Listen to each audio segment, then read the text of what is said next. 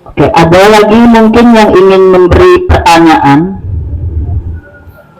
Kalau tidak ada, saya yang bertanya. Ya.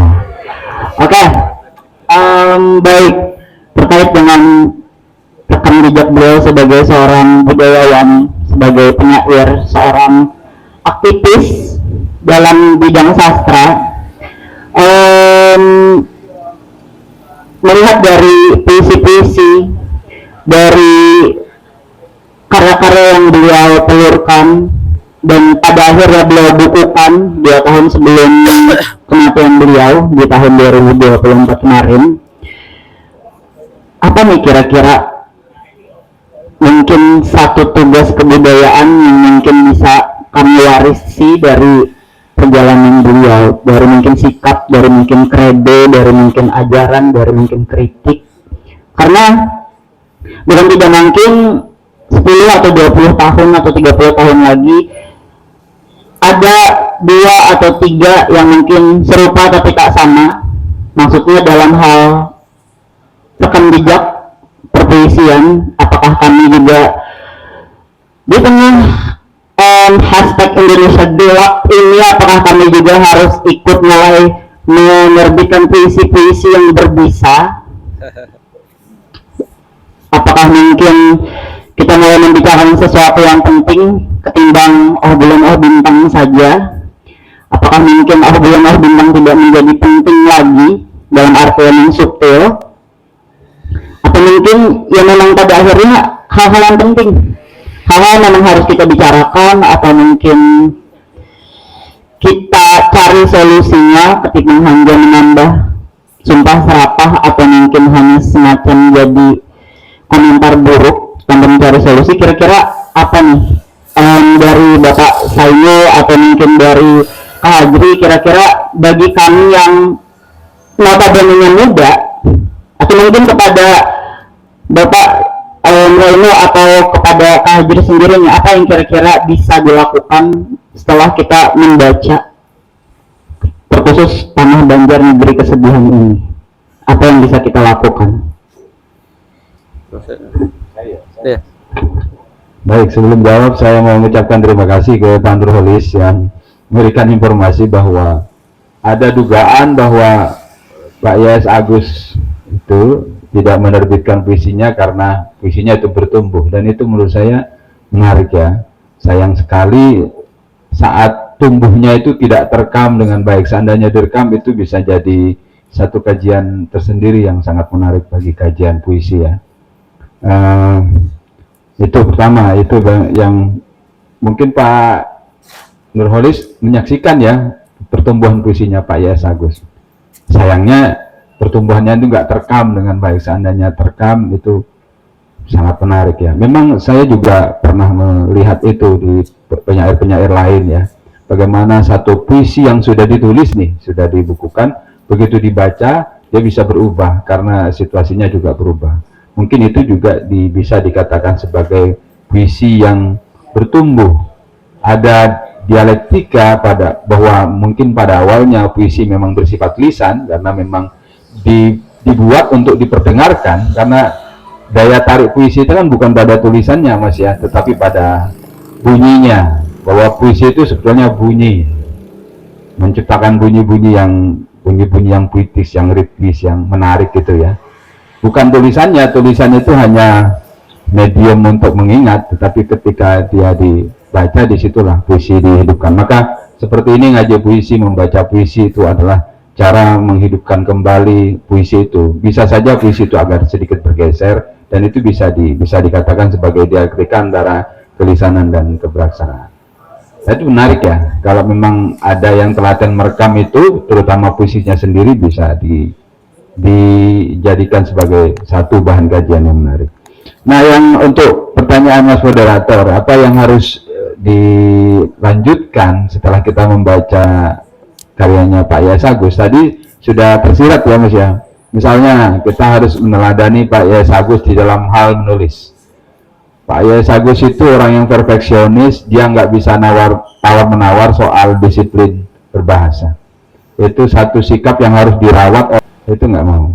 Dia sangat sempurna kalau menulis cerita, Mas ya, komanya. Dan beliau itu belajar secara otodidak.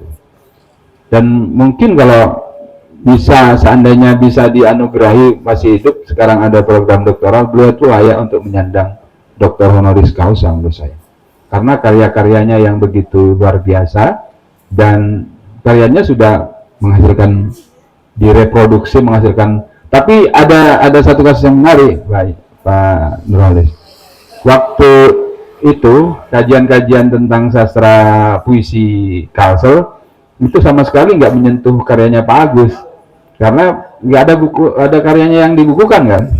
Sementara untuk mengkaji itu harus ada bukunya. Tapi saya mencoba membuat terobosan waktu membimbing satu mahasiswa, saya suruh minta mengkaji puisi-puisinya yang dipublikasikan Pak Yas Agus di Facebook. Dalam proses, Facebooknya hilang. Sedih mahasiswanya sudah jalan, Pak, puisinya Yas Agus hilang. Gimana, coba kamu datangi Pak Agus. Nggak ditemui sama Agusnya juga nggak bisa ditemui kan. Ya sudah, kamu cari yang lain. Sedih Pak, sudah jalan. Ini kan sudah meneliti itu Mas, sudah ngajukan proposalnya saya setujui. Dalam prosesnya tiba-tiba, lah kamu sendiri kenapa nggak di-download dulu satu-satu, diidentifikasi tanggalnya. Nah, itu mahasiswa yang nggak kerja dengan pikiran cerdasnya Pak Agus ya, jadinya begitu. Seandainya diselamatkan dulu sebelum Facebooknya itu hilang, itu bisa jadi itu kajian tentang puisinya Pak Yas Agus. Nah, itu yang membuat, makanya kajian-kajian tentang puisi lain, ya mungkin penyair yang lebih muda malah sudah ada kajiannya gitu. Untuk Pak Agus sendiri karena tidak adanya buku, tidak bisa dilaksanakan. Itu Mas, satu kedisiplinan dalam menulis ya. Belajar otodidak itu, disiplinnya yang harus kita teladani. Dan yang penting itu tadi seperti yang sudah diidentifikasi bahwa tugas penyair di Kalimantan Selatan sudah digariskan dalam puisinya kan. Oke, boleh aja bicara yang besar, tapi jangan lupa bahwa ada banyak kesedihan di tanah Banjar, dan itu yang harus juga menjadi perhatian para penyair supaya penyairnya tidak oh bulan oh bintang gitu ya. Jadi ada banyak, jadi penyair harus peka terhadap segala perubahan yang terjadi, terutama di geografi Kalimantan ya, Banjarmasin dan di daerah-daerah lain. Ada banyak masalah yang itu seperti kata Pak Wali Kota itu juga perlu partisipasi penyair. Masalah sampah, bagaimana menyadarkan orang untuk tidak membuang sampah, bagaimana mempusikan hal-hal yang menjadi persoalan masyarakat. Itu. Dan yang berikutnya itu tadi, jangan buru-buru ini ya, jangan buru-buru menerbitkan. Kalau masih dalam proses, dimatangkan dulu prosesnya, dijalani, dibentur-benturkan gitu lah. Mungkin ya itu tadi, terus mengikuti dinamika kreativitasnya masing-masing. Saya kira itu ya dari saya. Ya, mungkin jangan instan itu aja lah. Jadi apa gitu tidak bisa instan.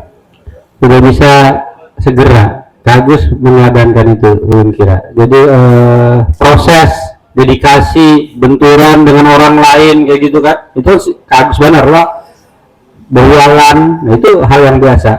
Jadi itu bagian dari sesuatu yang harus dijalani dan kemudian mematangkan kita. Bukan berarti juga harus nunggu terlalu lama, tapi paling kadang melewati proses-proses itu secara tahap demi tahap dan kada instan itu aja. Baik, tepuk tangan kepada dua narasumber kita, Pak Dr. Sani Harmawan dan Dr. Hadriansyah. Oke, tidak berlama-lama. Oke, mungkin sebelum sesi diskusi atau bedah buku pada malam hari ini saya tutup. Pidato kayaknya, kalau saya juga tidak ikut baca puisi, saya akan membaca puisi terakhir. Yang di belakang bangga aja kalau ya oke. Membaca puisi terakhir di dalam kumpulan puisi Tanah Banjar Negeri Kesedihan yang anehnya berjudul Ziarah Kubur. Apa makna mati bagi yang hidup? Kenangan bukan nama di batu nisan. Sebelum ziarah, sebelum bunga gugur ke tanah, sebelum embun basah. Hidup kadang memperdaya, tak sewangi bunga kemboja. Di sepanjang petak pekuburan, bunga kemboja bermekaran. Ajaib, bunga di pekuburan jauh lebih indah daripada taman bunga di halaman rumah. Lalu kenangan sedihmu padanya tak lagi berupa duka cita. Langit perlahan redup, angin mendesau-desau sayup-sayup, tapi kematian tak menakutkan. Suami kemboja di pekuburan. Terima kasih Al-Fatihah buat Kak Agus Susuma.